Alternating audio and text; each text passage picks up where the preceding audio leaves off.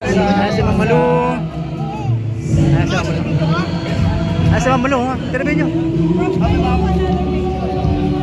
Ayan si Mamalu Tigian. Ayan si Mamalu. Hello po Mamalu. God bless po. Ayan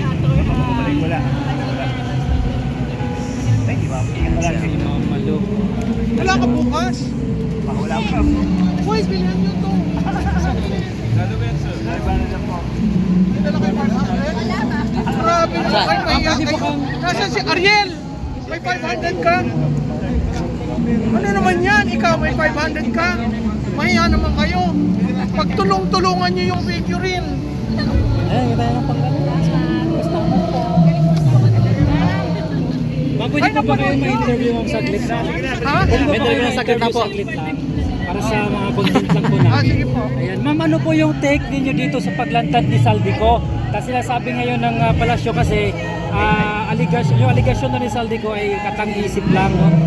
Di-deny nila itong mga sinasabi ngayon ni Saldico na kasiraan laban sa administrasyon. So ano po yung take nyo dito ma'am bilang eksperto po dito sa mga usaping politika?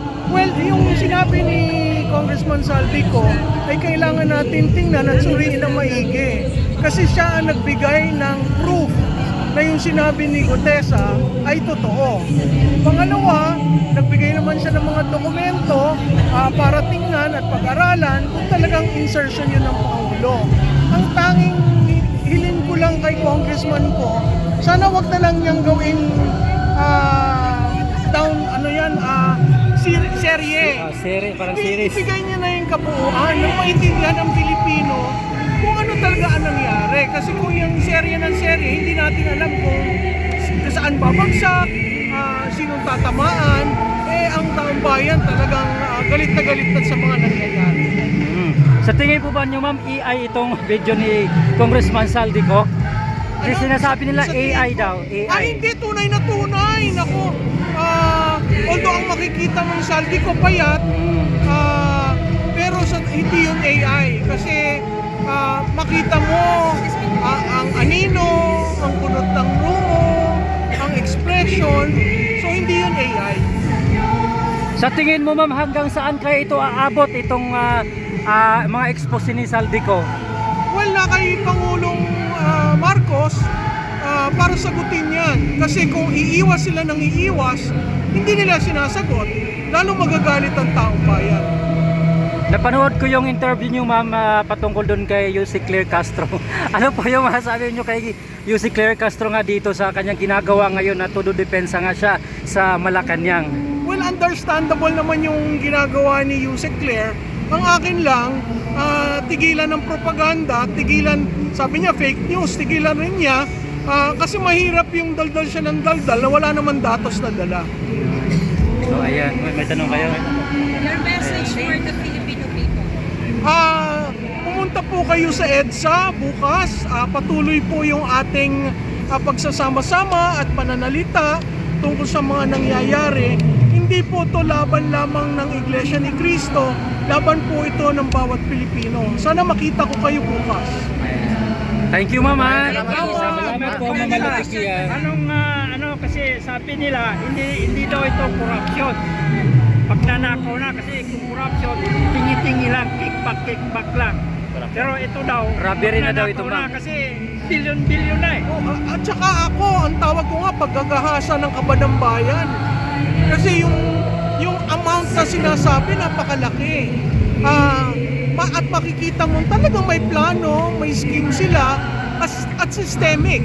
Kasi sinabi ni Congressman ako, naghahatid siya ng pera.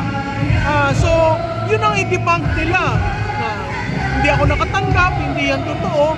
Dapat maging diretso kasi yun ang hinihiling ng panahon.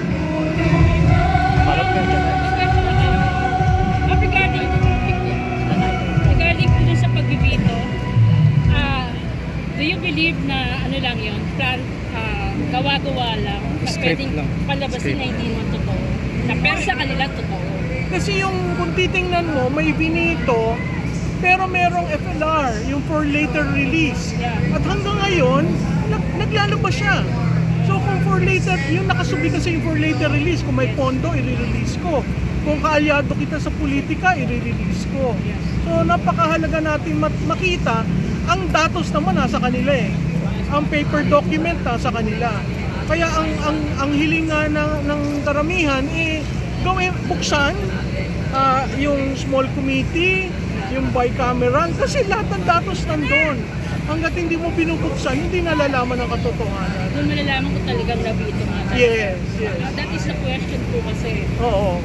Yun ang paliwanag nila na bakit hindi dinaan sa NEP, bakit sa BICAM, kung pwede naman daanin sa NEP, at saka at the same time, meron naman nilabas na veto. Oo. At saka yung sinasabi nila, dapat sa NEP, yung NEP kasi may proseso, ahensya lahat yun, lahat ng ahensya. Yung BICAM, ilan lang ang tao nakakaalam. Kasi closed yun, so hindi mo alam saan mo ba linagay, di ba yung insertion, magkano, at tanging ang chairman ng appropriations na nakakaalam nun, which is the congressman ko. Ayan ma'am, Malo, sinasabi ngayon nila sa mga kampo ng Dilawan, especially si Shelo Magno na sinasabi na bakit pa daw hayaan ni Pangulong Marcos na lagay doon sa BICAM, no? So, pwede naman daw niyang nakawin ng hayagan yung budget doon sa NEP. Ano po yung komento niyo po doon, ma'am? Wala namang presidente na basta na lang magdanakaw, kailangan i-cover mo rin yun dahil para hindi makita. Ang problema, nagsalita si Ko. So yun yung problema. At si Ko ang Appropriations Committee, no? Chairman. Bakit siya inalis? Siguro yun yung kailangan tingnan. Naalis siya dahil nagreklamo na. Diba? Dahil lumabas yung problema. Dahil sa GAA 2025, nasa Korte Suprema. So, huwag nating ihilis ang atensyon ng tao dahil yan naman dokumentado lahat. So sa tingin mo ma'am, ano pang mangyayari kaya dito sa Senate Blue Ribbon Committee na ngayong lumantad na si Saldico? Ano pa kaya mangyayari doon? Parang nawalan na yan ng saysay kasi parang useless na, no? Practically, unless hindi nila tinitingnan na evidence yung sinabi ni Congressman Ko, so ang tanong ko sa kanila, ba't hindi nyo i-cancel ang passport na makabalik? Pangalawa, bakit inalaw nyo si Secretary Bonoan na umalis? Diba dalawang malalaking tao na alam kung ano nangyari. So, kung nagawa nyo kay Goo, kay Teves at sa dating Presidente Rodrigo Duterte, na yung dalawa, si Go, makancel ang citizenship, alam mo, kung gusto ng gobyerno, si Teves, nakuha nila, si Presidente, kaagad napadala, no? Yung gusto nilang itapon, kaya nila. Yung gusto nilang wag padatingin dahil papalapit sa kanila yung mga issues, yun ang nandun sa labas. So kung gusto nyo talaga si Ko, i-cancel niyo yung passport at makakabalik yan. So itong usapin ng ICC arrest warrant daw kay Senator Bato, Ma'am Malo, ano po yung take niyo? Ito ba ay strategy nila para ma-divert yung opinion ng tao? Ilihis at saka nakakatawa naman, papayag ba ang pamahalaan ng Pilipinas na ganyan na lamang na wala man lang tayo nakikita? Ang sabi ni Ombudsman, nasa kanya daw, nasa cellphone niya. Iba naman ang sinabi ng kapatid na taga DILG. Parang ang gulo-gulo ng istorya. Ayusin muna nila yung istorya. Ma'am, sa tingin niya, bakit wala pa ho na ipapakulong? Ang tagal-tagal na po nung issue. At ang dami na pong ebidensya. Ang call ko nga dun sa ghost projects wala ka nang kailangang i-prove doon. Bakit hindi nila ipakulong? Ang sabi sa akin kanina ni Yusek Castro, meron na daw. Ba't hindi niyo sabihin? Hindi sinasabi sa taong bayan. Sino napakulong? Kontratista? Sinong politiko? Ma'am, sa tingin niyo, sino ba talaga yung big fish dito? Sino ang? Big fish po dito. Alam naman ng bayan, hindi na kailangan sabihin. Diba? Alam nyo, alam May na. isa pa ma'am, yung kay ginagawa ni Senator Lacson, ginagamit niya yung pagka-military niya, parang dinadiver niya yung ginagawa niya. Ano masasabi mo sa ginagawa niya na gano'n?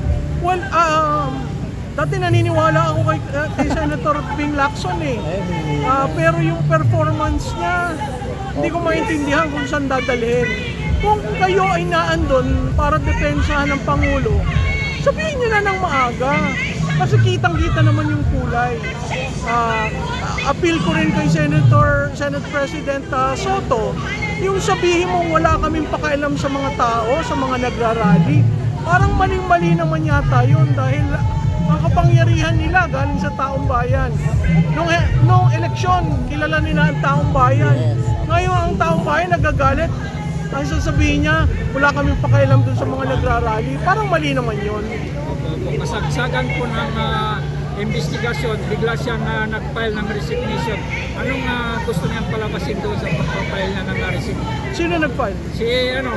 Di ba nag-file siya ng isang buwan na Leave. ano ba yun? Leave. Sino yan? Si Senator Pampilo Umalis siya sa Senate Blue Ribbon Committee.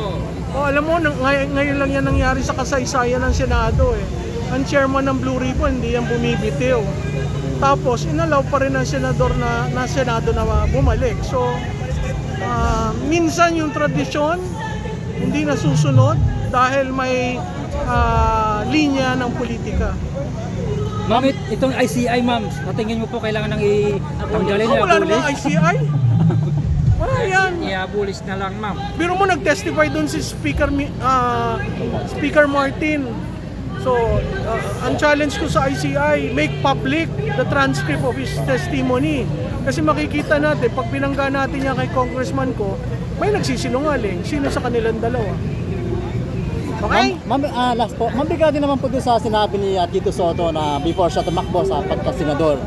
Yung kapag nanalo siya, ibibigay daw niya po yung sweldo niya sa mga may hirap na estudyante. Sa tingin niyo nagamparan niya, naibigay kaya niya?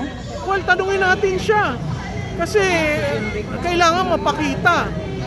Parang yan yung sinabi na binalik ang pondo ng PhilHealth. Kasi siya yun na Nabalik ba? Parang So, wala ang tanong ko Parang wala. sa treasurer ng Republic of the Philippines, natanggap niyo ba yung binalik na utos ni Presidente? Sa tingin ko wala. Parang yun na house show lang po tayo, ma'am, ano? Budol. Yan. Ma'am, Yung last nga. na lang, ma'am. Sorry. Ito pala, kasi pinapatawag ni Boying Remulla si Gusto papuntahin sa kanya si Saldico. Ano masasabi niyo po doon? Well, kung gusto ni Congressman Saldi kung bumalik, di ba? Mahirap naman kasi yung sitwasyon niya na nasa pambansa siya tapos dalawang anak niya nandito. So, kung talagang gusto nilang makita ang katotohanan, on the side of Congressman ko, dapat bumalik siya. On the side of government, dapat i-ensure nila na makakabalik siya at safety. At bakit gusto makaharap ni Boying Remulla? Sabi naman netizen, alam na. Well, kailangan mo talaga yung sworn statement eh. Yung video kasi kailangan niyang panumpaan. Hindi yan Yung mag-stand sa court kasi. Okay? Okay, Thank you ma'am. Thank you po Ma'am Malatikia.